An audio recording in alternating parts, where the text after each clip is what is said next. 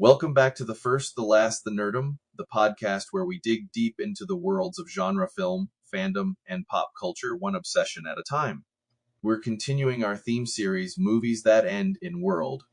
And this week, we're dialing up the tension with the 2005 Spielberg-directed, Tom Cruise starring sci-fi blockbuster, War of the Worlds. This isn't just your average alien invasion flick, it's a modern retelling of H.G. Wells' legendary novel, reimagined through the lens of post-9/11 America, complete with thunderous visuals, gritty realism, and a whole lot of Tom Cruise sprinting. We'll be breaking down the film's intense pacing, its striking imagery, and how Spielberg turned a classic Victorian-era alien apocalypse into a contemporary nightmare. From the chilling alien tripod designs to that unforgettable sound they make, we're covering it all. The good, the weird, and the surprisingly emotional. Was it a sci-fi masterpiece, an underrated Spielberg gem, or just an alien movie with daddy issues? Let's find out together. So buckle up, stay close to your kids, and keep an eye on the skies. It's time for War of the Worlds. Pulling from the void we know so well. Oh, horror, fantasy, the stories we tell. Sci-fi dreams where the stars collapse. Comic books stacked high in gaps. Mike and Tom, they light the flame. The first, the last, the Nerdom name. Voices sharp like the edge of time. Diving deep in a world sublime.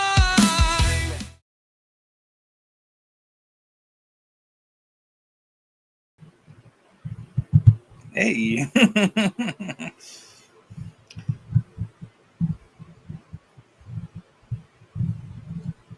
Well, I can't hear you, man. Oh yeah, sorry about that. Yeah. I was just commenting. I was getting carried away with the thing off camera. But you probably saw that, but the audience didn't see that, or our little dance that we like to do for this thing. But I am ML. And I'm Tom. Now, I was going to remark how professional our intro is starting to look, but then we had some technical difficulties straight away. So, you could blame art if you want to, but it's all good. Yeah, we're getting there. For whatever reason, I would normally upload the clip to the thing, and that was a little bit more truncated intro and the theme. Either way, but yeah. So we're about ready to crack open Tom Cruise and all his zaniness. He is he's on the bubble on the surface of the mind, I would say, because he's got he finishes out his Mission Impossible repertoire. I believe that's it for that genre and Tom Cruise. I did not see that this weekend. Although I have heard different things, but we're not here to review that, whether it's good or bad. Maybe one day we'll at some point we'll probably crack open the spy masters and spy thrillers and James Bond ones, because those are all definitely in science fiction. But this week we're going to be looking at the none other than the War of the Worlds, Steven Spielberg's his adaptation of it, his version of H.G. Wells' classic. Very, very unique and interesting, as it were. He had been wanting to do it for a little while, because but then Independence Day came out and he kind of threw it on the back burner until Tom Cruise was like, "Hey, let's do it, man. Yeah, let's do it." And speaking of cracking open, I've got my boomer juice here, and I need to crack it open. Right on. Bringing out the monster. And to that, I will toast you as well, and we'll get into it here pretty quickly with our adult beverages. Although our adult beverages. But with that being said, who are these guys, these nerds? So if you are any fan or follower over the course of these weeks, we are the FirstLastNerdom on YouTube primarily. You can find us at literally at FirstLastNerdom. Good name change update. sharpen it up. We're mainly, like I said, on YouTube. We're at 252. This will be 253. I guess that would be episode 255. Each one of our shows stands alone, unless done in series or loose series, which is part of what this week's to do is about. The movie, series that end in world. So you could couldn't help but think of this one. This one I ask us to look at because I it's not like in the super top echelon of my favorite science fiction movies, but it's definitely up there. I definitely can appreciate it for what it is. But anyway, sorry, where's my mouse at? Oh, there it is. But anyway, going back to the main thing, I believe you have something to do with us and Reddit. What is this equation here that I'm clearly not answering? Yeah, try to promote us on subreddits. I found a sci-fi one for Waterworld, and I think that did well for us. They didn't immediately cast us off into the shadow realm of deleted post. But yeah, so yeah, you'll see me pop up here and there. So if you come from Reddit, hello, and then we also have an X page that I monitor, both under the FirstLastNerdom, and I put up random thoughts as well as promoter stuff. So if you're into nerdy stuff, you might want to follow me on there. And yeah, I watched a music video. I was watching. I like to watch a handful of music videos on Saturday, just to dive in, see what YouTube promotes for me. And one of them had a video where they were doing the whole carpet from The Shining, and I just got pissed off. I was like, everybody references that carpet now. It used to be kind of cool, kind of a clever nod, like, I know that, and now they're like, oh, you did that? Okay. or maybe it's just me. I don't know. That's funny. And you sometimes we'll actually have a longer form conversation, or sometimes we'll have ideas that will germinate. So if you have any ideas for us, hit Thomas up. He's available on X. I am as well. ApeIt.Ink is where you can find me, as well as America's Talk Show, where I co-host Monday through Friday, mainly in the late night shows. But I'm usually in there in the mornings to help the caboose going. As always, my long form content, you can find it at ApeIt.Ink. Fun times, but mainly you'll always be able to find us here, home base, for this little thing we do. And without ado, we kind of baited it a little bit, but we're just getting in. Yeah, we kind of danced around. Yeah, we started the month with Westworld, and as I just was being cheeky and said, let's do a series of movies that end in world this month. And Mike said, that's crazy, but yeah, I think we could do it. And so yeah, and then so next week is going to be our final week, and I'll have a little teaser here and see if you guys are awake out there and can guess this. I'll give you a couple of hints. It's inspired by a comic book. It's adapted from a comic book, and it ends in the world, and you don't normally think of it as a comic book movie. So if you could guess it, post it in the comments and see if you get it, and we'll give you some shout outs. Don't know if we'll have any prizes, but yeah, you'll have the prize of our recognition. But yeah, now this week we're talking War of the Worlds, and Mike, you picked this out, and I was kind of happy you picked it out because it's one of those movies. I have a love for the 2000 movies, movies that come out in the 2000s. Mm-hmm. I'm not the biggest, it's controversial, but I'm not the biggest Spielberg fan. I appreciate and admire what he does. He's a competent film director. But his movies are kind of a little more schmaltzy than I'm kind of than I want. I usually dig the underground, the independent, the horror movies. Right. Yeah, I like the weird, the strange, and Steven, Spielberg kind of does that kind of even line, the crowd pleasing stuff. So, which and Tom Cruise is the very definition of crowd pleasing. So, Right.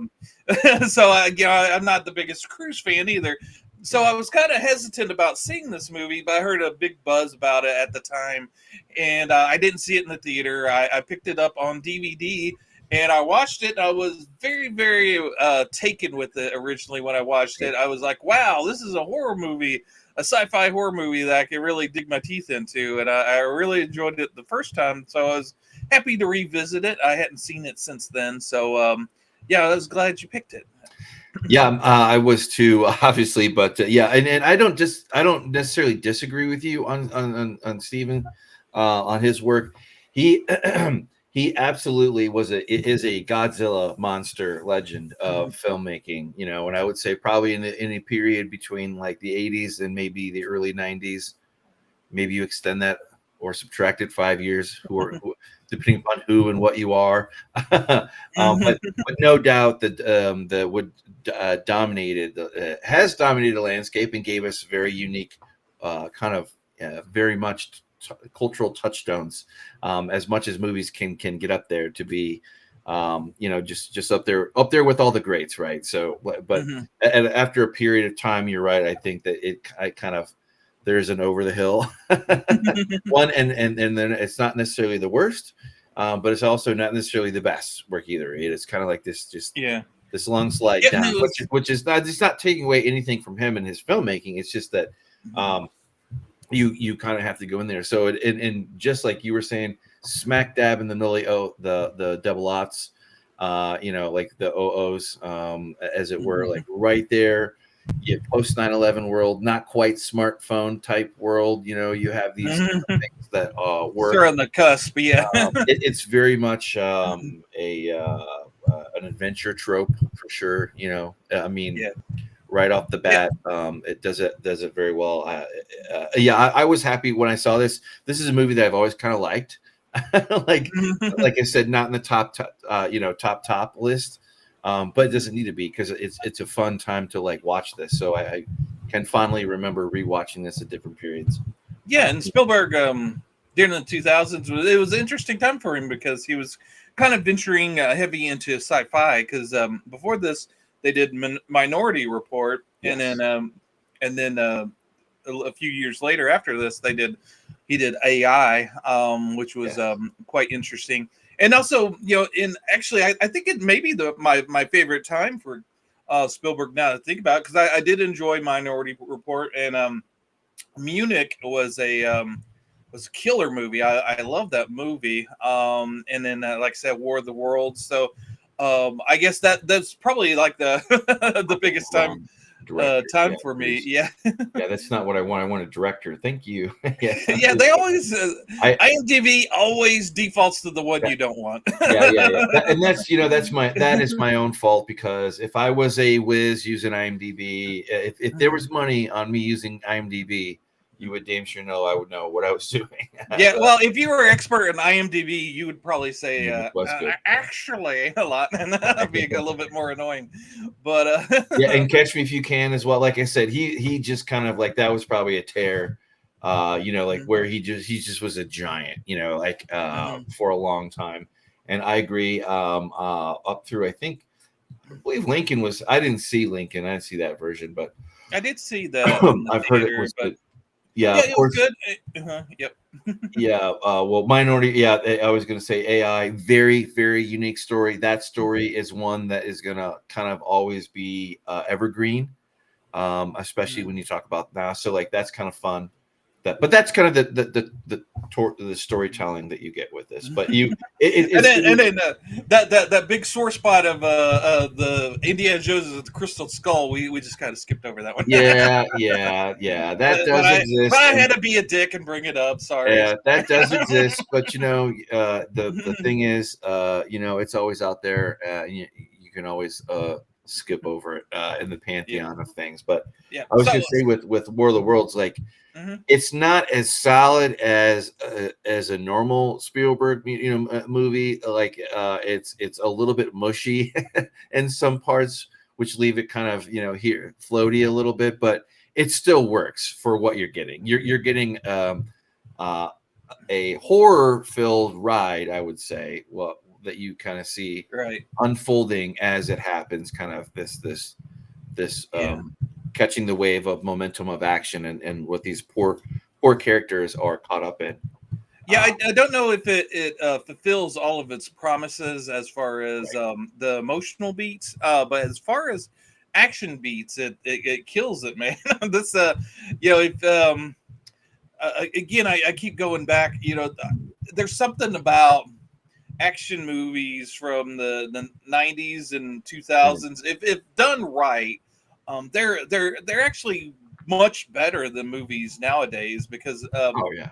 most of them are CGI fest now, and this one was, even though they did have quite a bit of CGI, it was a lot of practical as well.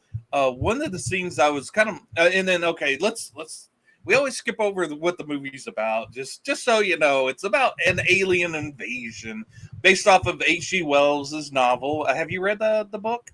I have. Yep, I have read that. I've also, like many other science fiction nerds, have listened to the original radio dramas. I had that actually triggered the law change famously, like where people they were reading H.G. Wells' recounting of this on the radio, dramatized a little bit for the media, and it went out across the airwaves, and people actually thought that this was the end of the world was upon us. Like it was crazy. Yeah. It was crazy. But I was kind of reading up on that a little bit, and they said that it might have not been as widespread as the media made it out to be. The media blowing things out of proportion, or maybe not getting it quite right. That's who could think of that?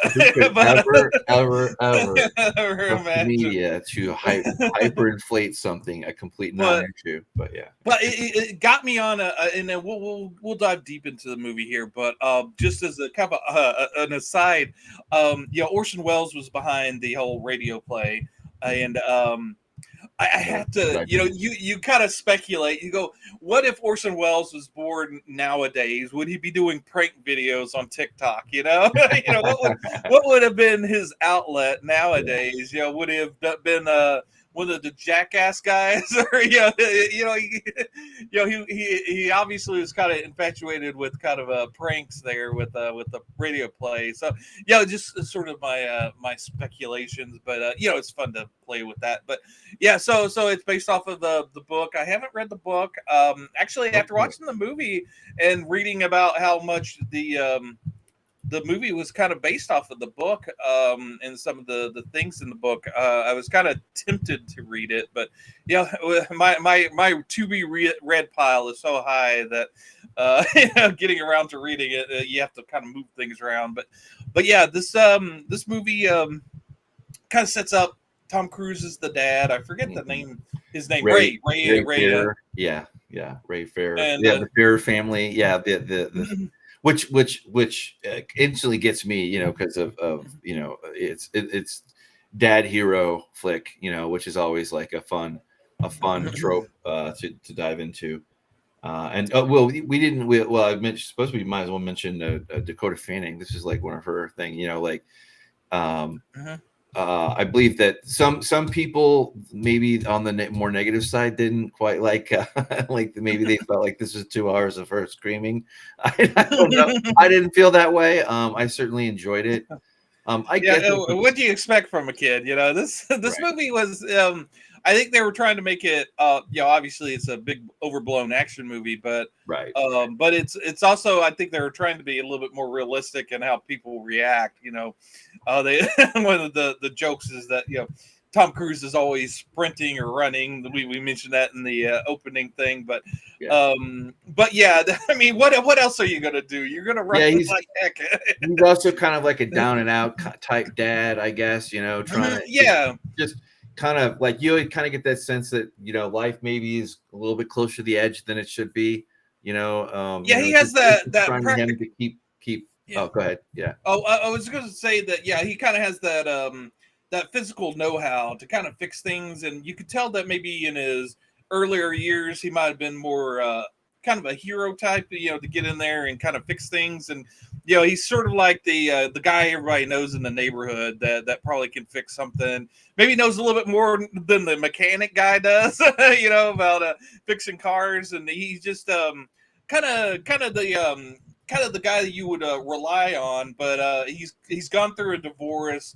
You can tell he's kind of beaten down. He's isn't really in tune with his kids. He doesn't quite know what his kids are into, and he's kind of disconnected. And I think it's both emotionally and just he just wants to look after his kids, and when things get rough, maybe push them off onto mom. And this is the pinnacle of rough right now. So his instant thought is to run to and get him to mom. Yeah, it's funny too, because you want to talk about like there are certain, like when you have alien invasion, there's just all kinds of ways it can take. And for the most part, this didn't really deviate from the book per se, just kind of had its own unique modern kind of Tom Cruise, Steven Spielberg stamp of authenticity on it for sure. But that the very first time you see this tripod, this thing emerge, like it is very unique and dynamic, and you kind of remember it for a while. I remember, I'll look it up here in a minute, but I remember this is like one of my favorite series anyway. Like they had a TV one, like where these were a little bit more like metallic looking with a eye stalk, kind of look like it looked like a like the street light or something, like still like the original War of the Worlds movie. That's my original, like that's my absolute favorite, which we'll have to like maybe do like a classic thing anyway. But so I always loved that storyline, and this does it in its own way that is unique to it, that it kind of became its standard kind of thing of like what the hell is going on, and like it's very believable in how it's portrayed, let's put that way. And it's sort of definitely on the ground kind of a movie where you don't have that switch to the people in charge and finding out what's going on, sort of a master overview of what's going on. You pretty much stay with Ray's perspective. So it almost could have been a found footage movie if Ray had a camera or something. It sort of has that feel to it, and very reminiscent of it kind of parallels with Cloverfield and kind of that aspect where you really don't know what's going on. You hear rumors off to the side of people thinking they know what's going on, but do they? I mean, it's all kind of hearsay, except for one. He runs into like a news reporter that actually has some footage and has some ideas of what's going on. But yeah, it's but yeah, that whole I remember that whole scene with that thunder coming in, or not the thunder, but the lightning, and trying to figure out what's going on with that sky. It's done so beautifully. I love that.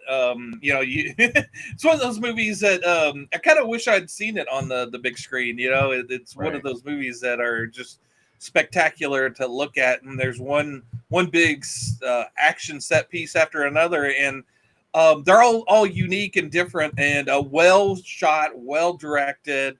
I mean, come on. And then there's you get the scale of the world. Well, this is what I love. I love the even the tone, the color and the tone of the world building. Like it really gives you the scale.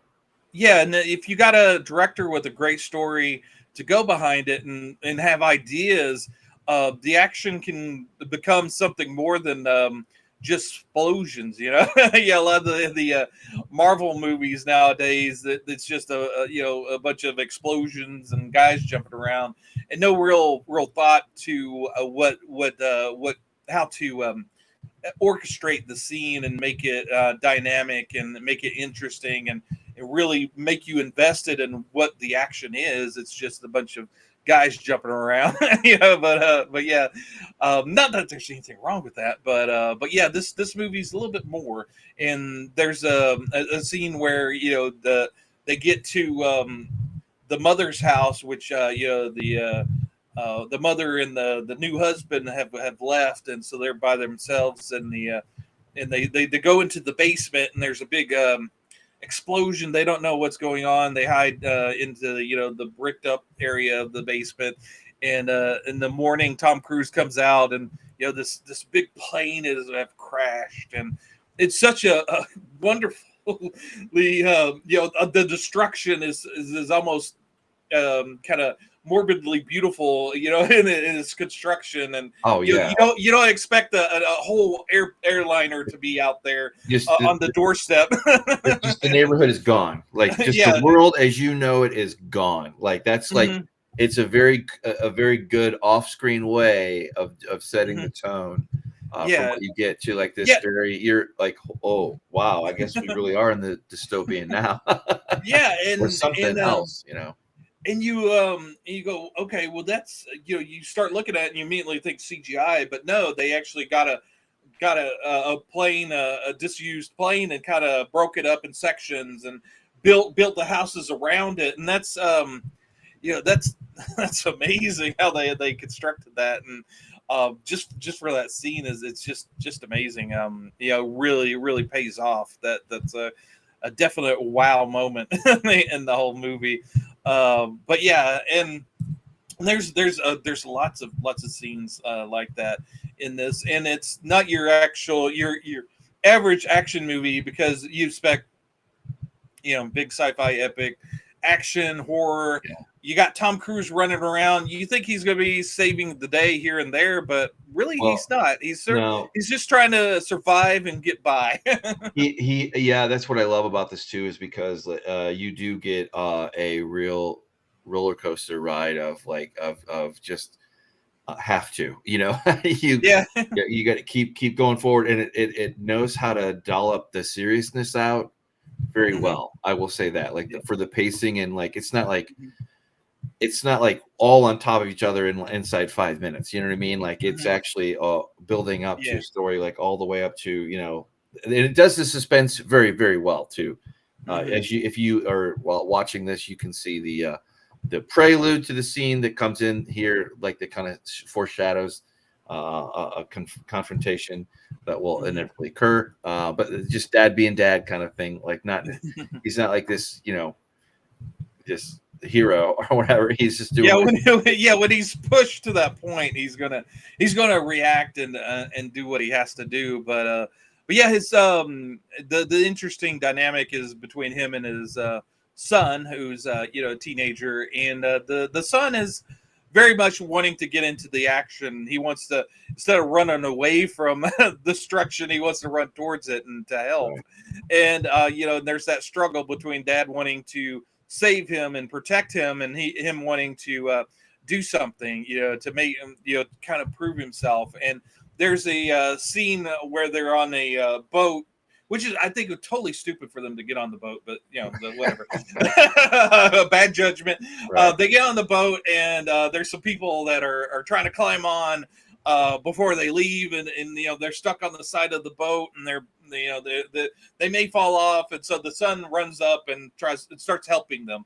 And then they cut to Ray, Tom Cruise, and he's looking at his son, and you see that little hint of a smile come on his face, and he's kind of admiring his son for being the hero at that moment. And you could probably see that he's kind of seeing a little bit of himself in the younger son, in that maybe that was him, maybe a decade or two previously, he would have been the guy running up there. And so it's almost a very touching moment of father and son, but the son is completely unaware that his dad is having that moment of, oh man, this is my son. right. Well, and that's rewarded later on as well too. Which is very heartwarming. There is kind of sappy parts, I guess, but they work. Yeah, it is a Spielberg film. Don't forget. Right. But it works. It totally works. And whether it's Ray and Rachel, his daughter, or his son, or the survivalist guy, by Tim Robbins. he Tim, plays a lot Tim of, Robbins is amazing in it, and a great yeah. role for him. It's a kind of a standout. He's also in the new sci-fi series Silo on Apple TV. I recognized him from that, and yeah, he's great in that as well. But yeah, he's yeah. Tim Robbins is one of those character actors that yeah, always delivers whatever he's doing. It kind of it has a documentary type style, that kind of keeps things. You are interested in what's going on with this family and why, as it kind of unfolds, because it naturally comes in. And I was going to say, we not only is the does it look good, and and that's the credit to Steven, is that he prefers to do practical effects. In addition to, he'll do the CGI stuff, but where he can, and because he knows how this works, and he's a very good judge of this kind of thing, and we know that because of his prowess with the directing and seeing in his mind's eye, but the sound too. And I believe John Williams did the Yeah, he sound. was, yeah. So classic, kind of too great. Like, it's just kind of, you take it for granted, but it works because it does draw you in. Like the music, when it's done right, is just kind of there, and sometimes you don't even know it, but it adds to the suspense, which this movie does play with very well. And I was and the sound of the aliens coming is very impactful. Yeah. Made with train horns and didgeridoo recordings. Yes. Yeah. That weird and then they pitched it down, I think. That's what I'm going to say. But it's very iconic, just like the just the first brush with these things, to these aliens that kind of come from nowhere, and then all of a sudden everything starts changing like real quick. Yeah. So if someone snuck up on you and played that real loud, you'd aliens. Probably you'd be doing the same thing.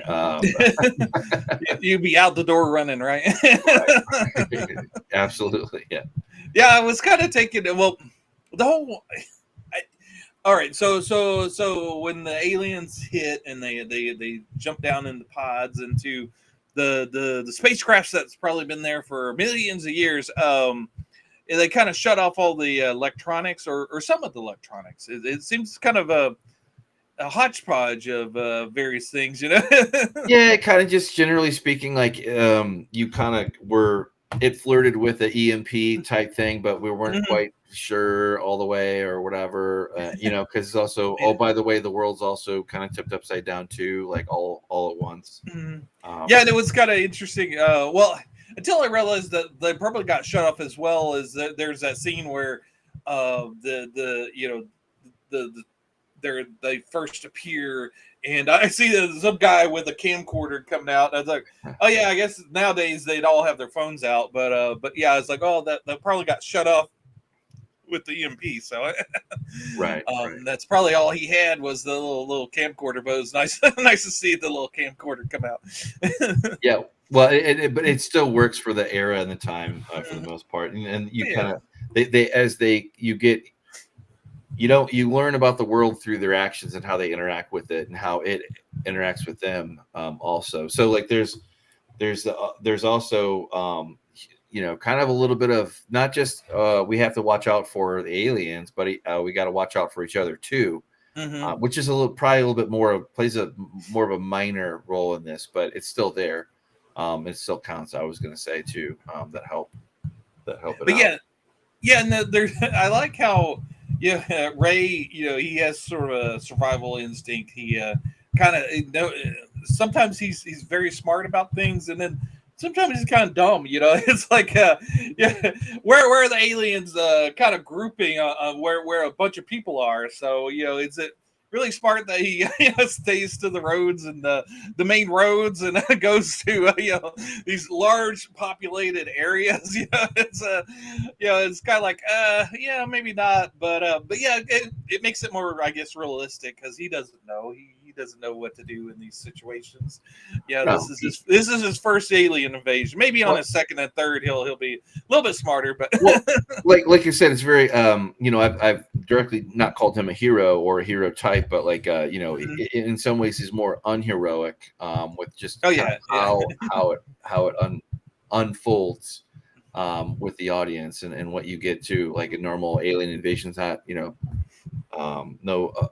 uploading a virus, or shooting down the mothership or whatever, or yeah, and even with his big action scenes, he's almost like kind of absent-mindedly a hero, because there's a scene later in the movie with some grenades that he just kind of grabs it on the fly, and there's no plan to it, and then it just kind of works out that, oh yeah, I got some grenades. So right. yeah, it's Those will come in handy. yeah, exactly. So yeah, yeah, and it's nicely paced so that it's not one action scene after another. There's a huge action set piece. There's kind of a lull. You get to know the characters a little bit, and then they'll wombo combo you with another big action scene. So, but yeah, he shows just enough. Yeah, and it's a nice 2-hour movie. It doesn't bloat. I watched it. I don't have one of the movies. I don't have I do have a DVD of it, but it's in storage, so I don't have didn't have a physical media to watch it with. So I watched it on Hulu, and I was getting ready to watch it, and how they stamped the time on it before on the little splash page. And it said 2.5 hours. I was like, I don't remember it being 2.5 hours. And I was like, man, that's a long movie. I get into it, and it's only 2 hours. they misprinted it. But yeah, it's one of those movies that you could expect to be 2.5 hours, but it's a nice, just under 2-hour movie, and that's perfect. That's perfect for this movie. I think it would have been a little bit too bloated if you went over that. And so many movies nowadays do that to its detriment, I think. But yeah, this was an original movie that was like one of the big budget ones, $132 million, and it made it was I believe it did make it's more than like half a billion, or 600 million or something. That sounds right. Yeah, I think that's right. Yeah, I have the exact amounts more, but yeah. Yeah, and then after that was a good third of that was here in the U.S., which is pretty good. We loved it. The world loved it too. So, but that's not surprising with who. This is like kind of back when if you had a good combination of director, actor, maybe you get a bonus, good soundtrack or something, or band or something like that. You're pretty much gonna hit the nail on the head and be successful. It's like not. Strange. Yeah, everything. Everything. Go ahead. Go ahead. Tom Cruise. Anything you touched at that time was instant, epic. Yeah. Yeah. 591, 600, but yeah, same thing. Yeah. So, and it did have its big set pieces that worked, but it worked because of I don't know. There's kind of like a chaos. Like it's very much an adventure. They're kind of forced from one, crisis to another, but it is very well paced out. So you don't feel like you're getting stacked up in whatever. Yeah, you're not. You're not completely exhausted by the end of it. You're you're sort of, like you said. There's kind of those schmaltzy parts of it that And so this is the second movie that Spielberg and Cruise did. They were very excited to work with each other again after Minority Report. But evidently, I guess things didn't go so well on this shooting. There was sort of a falling out between Spielberg and Cruise. I think maybe the evil of Scientology kind of leered over things, because I think he said some maybe disparaging things about a doctor that Spielberg knowed. That's with some of the trivia in IMDb. So who knows? That's true or not. But I was going to say for Tom Cruise, this was like released during peak weird Cruise, right between the couch Oprah incident and then his interview with Matt Lauer on the Today Show. When he's jumping on the couch with and then I guess the whole he married what's her name, Katie whatever, wasn't it? yeah, the young lady. But yeah, he was jumping on the couch, and yeah, Spielberg thought, yeah, maybe that's not gonna help promote the movie very well. Yeah. Yeah. But as Hollywood kind of turned their back on Tom Cruise, and certainly the world did, I gotta say, like in years later on, I still enjoyed his movies. It's like, okay, so you're kind of like a weirdo. Like, okay, I really don't care what your religion is or I really don't care, man.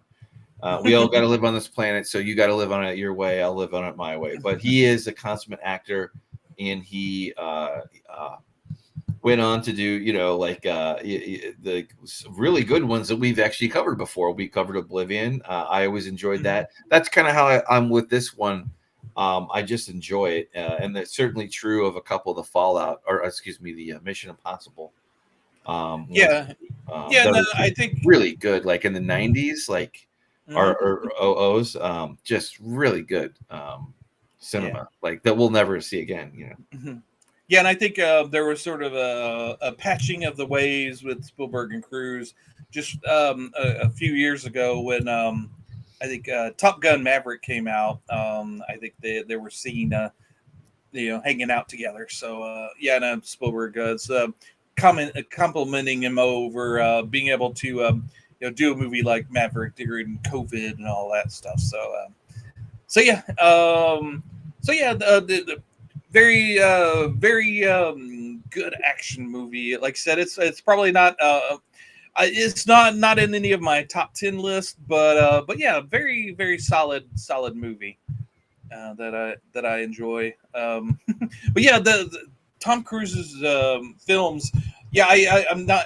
I keep saying I'm not a huge Cruise fan, but there's several movies of his that stand out that are movies that I love. I love Valkyrie and Tropic Thunder. Those are great movies. Oh yeah, Um, yeah. and Vanilla Sky is kind of an interesting movie. He's not above. He has interesting choices of movies. He doesn't always go for the obvious action movie. He has his standby of Mission Impossible that if he needs to throw out another big action movie, he just kind of goes back to that. But then he has some interesting kind of smaller movies that he'll try out on like Oblivion. Oblivion's a wonderful little movie. Yeah, he is I as the also there's kind of like this thing that happens too as the decades go on and the weirdness, like nobody really cares anymore. And then you're reminded, like when he does a really good or funny movie over the years, it reminds you of, oh yeah, there's this guy out here too. I'm happy to see it. An actor that's weird. Yeah. That's crazy. Yeah, now I will say Dead Reckoning, I absolutely fell asleep in the theater. Like I just I ended up like like not finishing out. But I however though that the year before that, Top Gun Maverick, everybody loved that one. That one was the one to see. And you do like, and Fallout was fun, and that one was the really good one actually, as I recall. Like that one was really cool and fun. But you just get these different, he did that Jack Reacher version, which is very interesting that he would do something like that. But for as how he is, it works for this genre film, like this. But it's obviously Steven Spielberg's, his thrown in the biological horror, and the suspense, that help work. And he was the guy that they were going to do the big alien ships coming in, and he said, that's been done to death. Let's have the ships come up from below ground, and that brings up a lot of interesting questions. It's like, well, so if they've been here a million years ago, why why are they coming back now? But one of the fan theories is that they came and saw that there was these humans that were sparsely populated, but they go, they'll probably amass themselves, and they see us as sort of a food source, and so they kind of plant their ships for later. They're going to farm us later when we get more populated. So, which is kind of an interesting theory. It didn't quite work out for them, but but yeah, that's kind of an interesting take on things with the ship coming from below ground.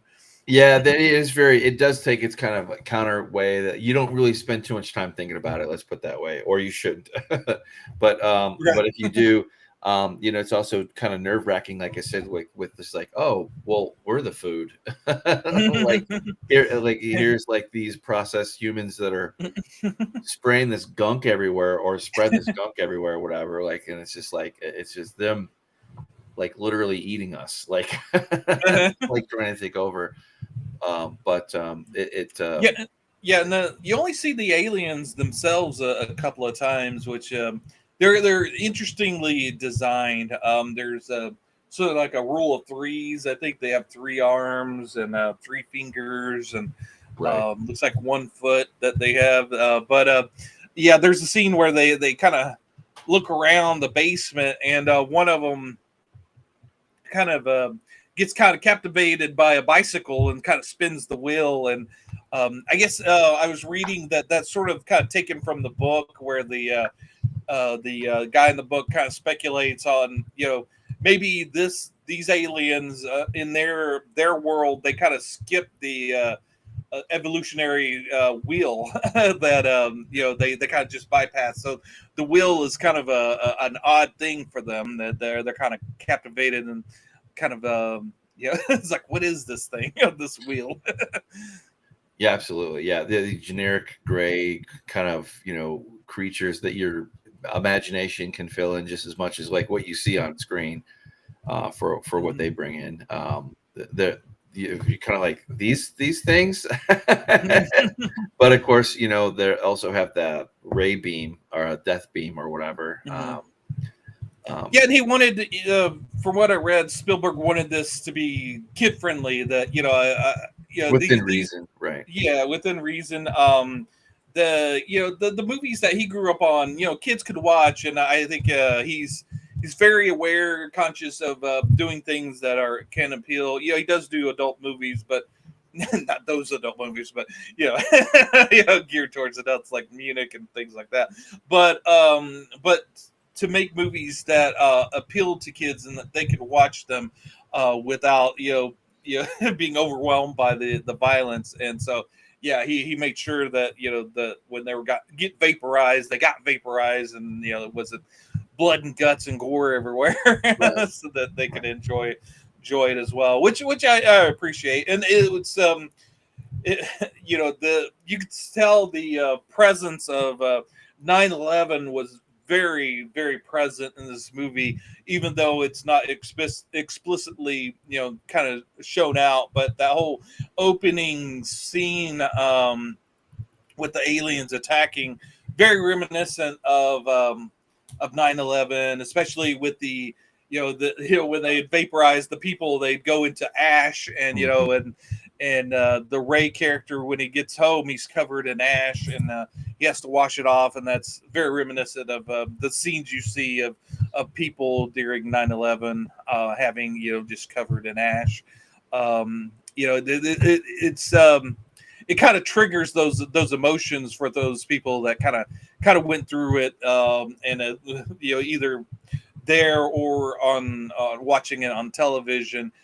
You could still see that impact, which nowadays it's just a movie, but yeah, you do have that kind of living tissue that was there at the time, and that I'm sure that's even though it's not explicit, that everybody kind of communally kind of keyed in on that. And then there's a very much a sense of America coming together towards the end and kind of overcoming, and that's also sort of a kind of a theme that was going on at the time of America can no matter what tragedy happens, we can face it and overcome it. So there is that very, very inspirational in that aspect as well. Yeah, I was gonna say. Other than that, just the aliens do communicate. They do the click. This is again kind of clicking sound. Very otherworldly kind of Mm-hmm. feeling and vibe.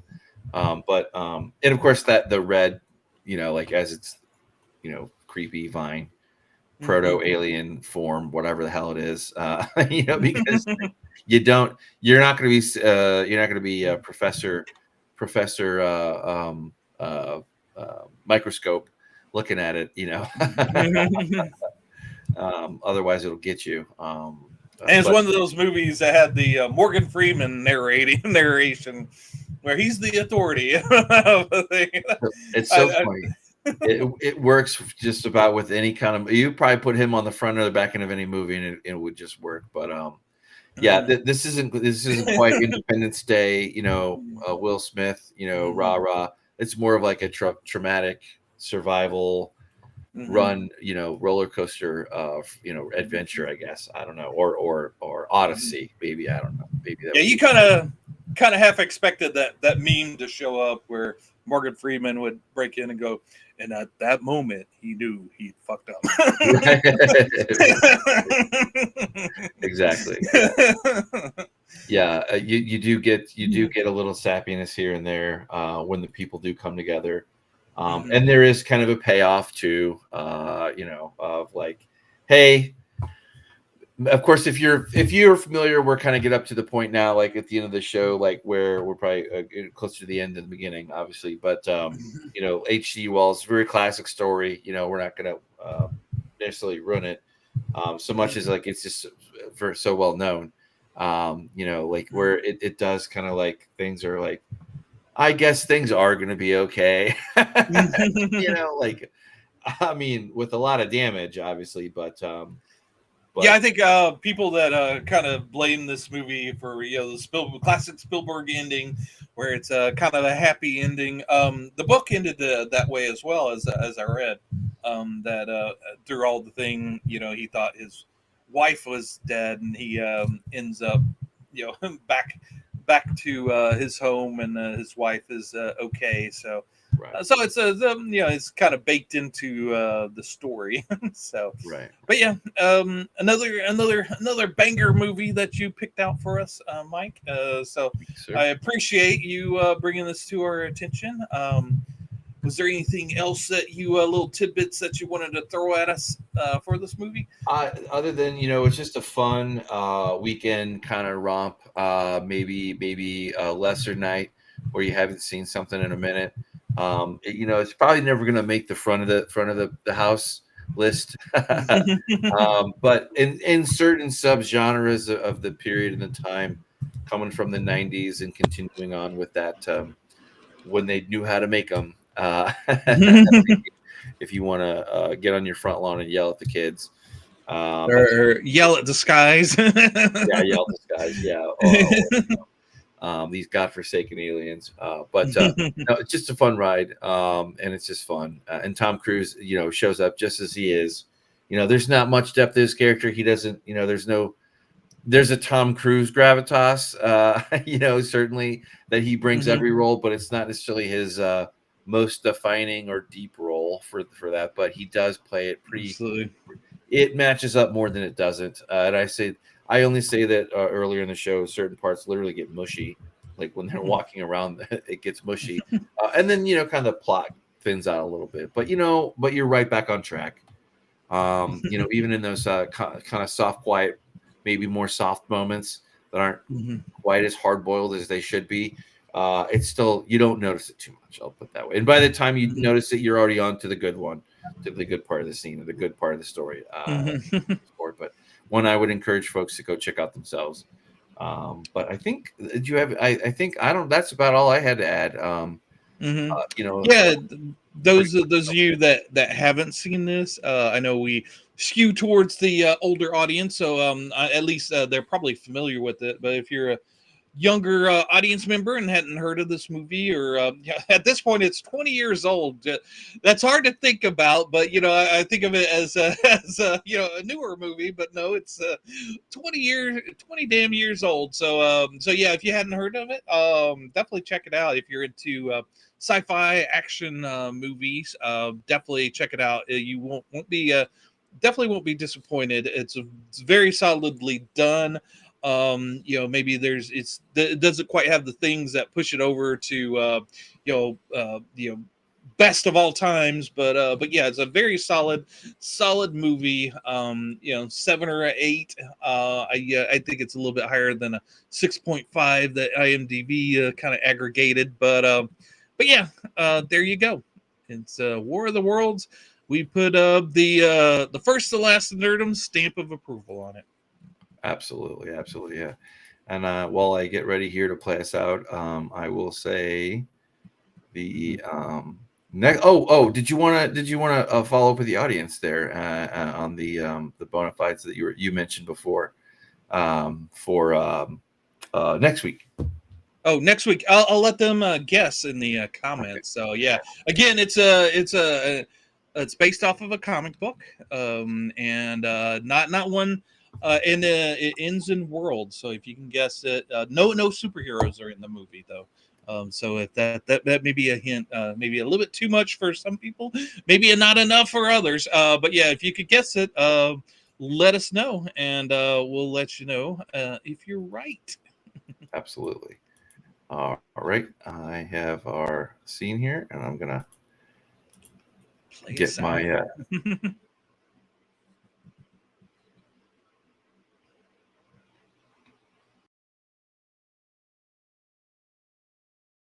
Movies that end in world.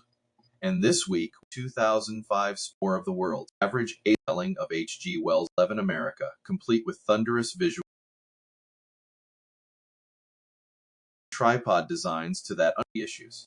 Let's find out together, so buckle.